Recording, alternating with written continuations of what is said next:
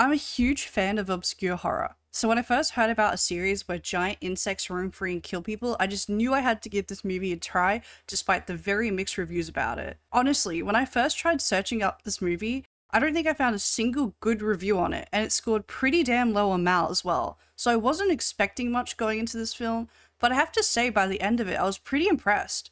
For the sake of the video, I watched the film in both sub and dub, because I heard the English line for this movie were, pretty crazy. And yeah, they were right. Bitch, you crazy? In 3 days, we're all gonna be bug-fucked! Don't you dare call her a bitch! You're the bitch! What's that, bitch? Bitches! Shut up. So, if you don't want to end up getting jumped by a huge-ass cricket or some shit, swallow your pride like you do behind the schoolhouse at 5 p.m. Come on, bros come and go, but pussy is eternal. The Island of Giant Insects first originated as a horror survival manga written by Yasutaka Fujimi and was published between 2014 to 2018, being described by Fujimi as a fresh take on survival horror and erogro. And though the basis of the plot is pretty simple, I do admit I have to say I enjoyed this movie. After crashing their plane in the middle of the ocean, 8 students find themselves trapped on a seemingly deserted island in the middle of nowhere, and have to survive what they can only begin to assume will be 3 days until the military can come to their rescue, all while fighting off various gigantic insects in the meantime. Oribe Mutsumi, our main protagonist for the series, uses her wilderness knowledge and quick thinking to guide her classmates away from danger time and time again as they try to stay alive. Pretty simple in design, and when you say it out loud like that, it sounds pretty normal. So why do people hate this movie so much? I mean, the entire thing was backed up by paying people via Kickstarter, and the manga was so well perceived, the author made a spin-off series. So why didn't it do well? I think the English dub is solely to blame for this. It felt like the cast was given general guidelines of what to say, and then they just kind of sort of freestyled it from there, like how the Ghost Stories dub did. What's your problem? I thought a C-list C-word like you would be dying for a little exposure. Get bodied, losers. Even I had a hard time making it through the English version. It's like they knew the film was already going to be rated R, and just made it the most disgusting dialect they could by swearing and saying the most out-of-pocket shit every other line for the wow factor. The final product of the English dub was just this unwatchable pile of trash, and I think it really damages the reputation of the entire series for a quick, funny, memeable hee-hee-ha-ha moment. And people probably weren't ready for the absolute masterpiece that this film actually was. I heard a lot of people online complaining that this was just straight up porn or hentai, and I think people really need to fact check their phrases before they go throwing around words like that, because the film never actually shows anything other than brief fan service here and there, and maybe some like off-screen noises heard during one scene. Can't say the same about the manga, however. And in my eyes, I don't see it any more different than any other cult classic horror movie like Friday the 13th or Nightmare on Elm Street, for example, in terms of what's shown on screen. Yes, I'm calling everyone who didn't like this movie a little pussy. We're first introduced to all the characters briefly during the opening montage, and very quickly learn about the group's dynamics and getting a little peek into some of the friendships within the group. Mutsumi shows straight off the bat that she's probably the most compassionate character after Bee gets absolutely gutter stomped by this piece of shit.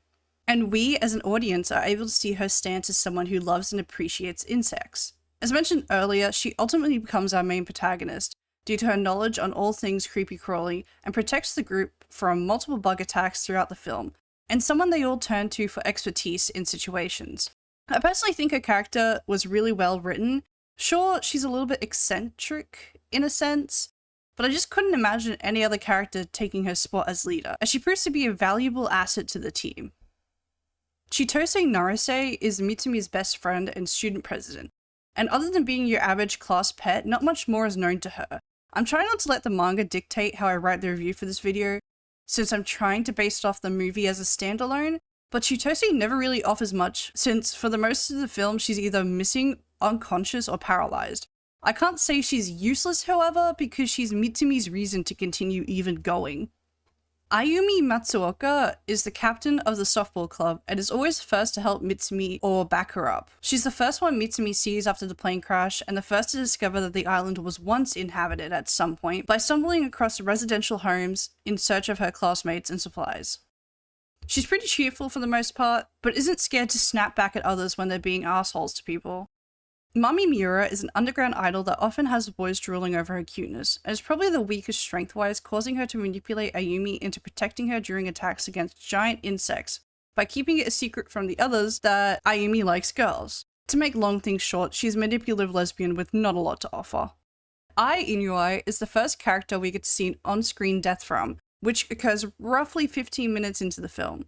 But before this, she can be described as a happy, cheerful girl, a part of the hiking club, who probably would have been a lot more useful than the next character I'm about to mention. Jino Mirai is one of the characters in this series made to absolutely piss you off. She's a school tramp who sleeps around with everyone and uses sex as a way to get closer to Kamijo, since she believes they could be better leaders than Mitsumi, even though they demonstrate nothing but stupidity in every situation they're put into. Too headstrong for her own good, and your average high school bully who thinks that just because she's physically attractive, she can get away with anything she wants. Kamijo Atsushi is another good example of being too headstrong for his own good, and just because he's bigger than the rest, automatically assumes that he should be the leader. He's also pretty much just an asshole for the entirety of the movie. He has a few moments where you genuinely see he cares for his friends, and after the death of one of his closest ones, I think he lets his guard down a bit too much and ultimately gets manipulated by Jino, almost doing something absolutely horrible. The final character I have to mention here is honestly an underrated king. Kai Kazuhiko initially came off as someone who could have potentially been another dirtbag due to the group of people he would surround himself with, but I actually grew to really like his character more than anyone else. He's pretty chill for the most part and suggests that Mitsumi should be the one leading them as he trusts her judgment. He's the one who knocks out Jino and Kai and opens the hospital doors for the girls when they get locked out, and tries contacting help by using hospital's computer, proving to be a really valuable member to the group. In terms of death scenes, they're all still pretty tame in the movie compared to the manga, and the movie focuses a lot more on the actual killing of the characters instead of trying to make it feel like some fucked up hentai, which honestly was the best route to go when making this movie. As mentioned earlier, our first on-screen death happens about 15 minutes into the film with Ai Inui, and two very useless background characters getting their blood drained out from their bodies. And you're probably thinking like, oh, by a giant mosquito, right? Right? No, by butterflies. Butterflies. Now, I'm not an expert, but I don't think butterflies typically suck blood from things with their little creepy straw mouths.